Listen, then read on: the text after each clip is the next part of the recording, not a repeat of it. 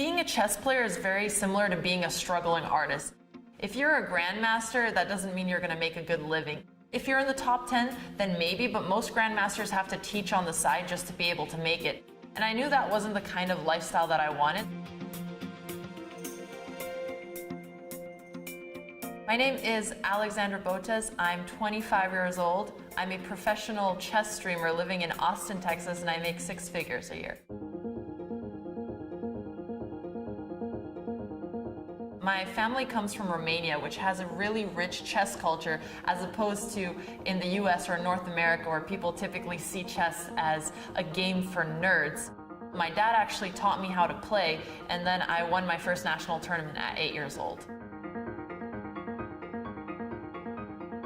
My official title is Women Fide Master, which means you have 2,100 Fide. My national ranking in my country that I represent is almost 2,300, which is above national master ranking.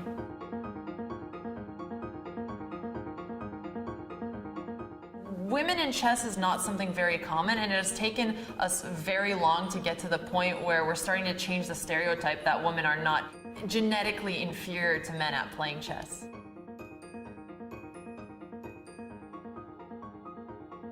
We believe that this situation will change. I do not expect it to change to a proportion of being an equilibrium or something like that, but definitely it's gonna change. It is not a short journey, it's a long journey that will take some time.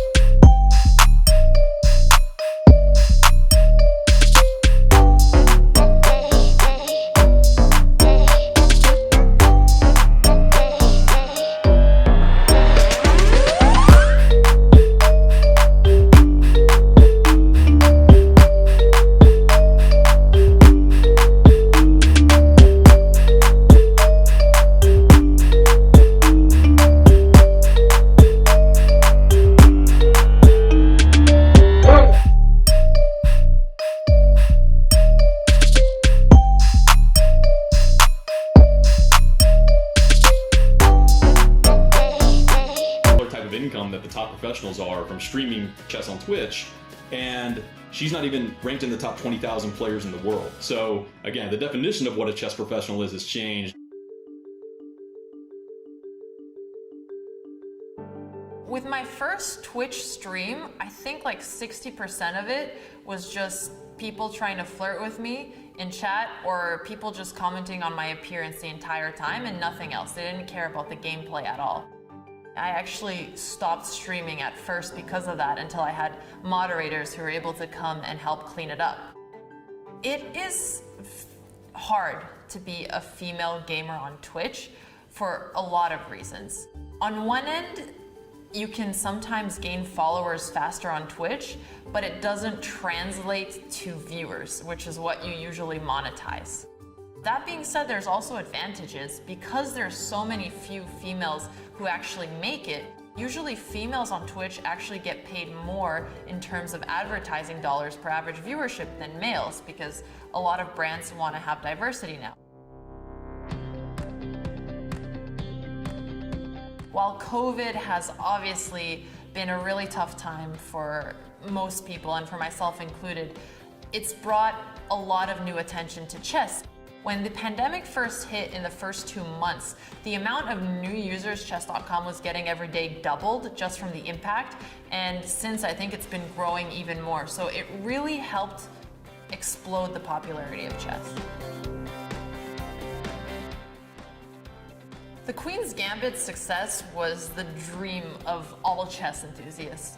I've talked with so many chess players and people in the chess business space, and their question to me once I started building a chess following was, what do we need to do to make chess more popular? My answer was always, well, we have to influence popular culture. So obviously this had a huge impact on the amount of people interested in chess, but also really on females who are interested in chess.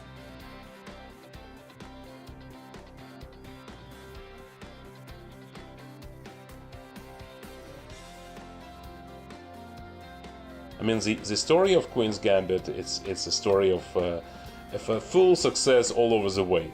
That is a bit of a fairy tale, which almost doesn't happen, or surely doesn't happen on such a scale. When I thought about my chess career, there weren't actually many points early on when I thought I could make a living through it.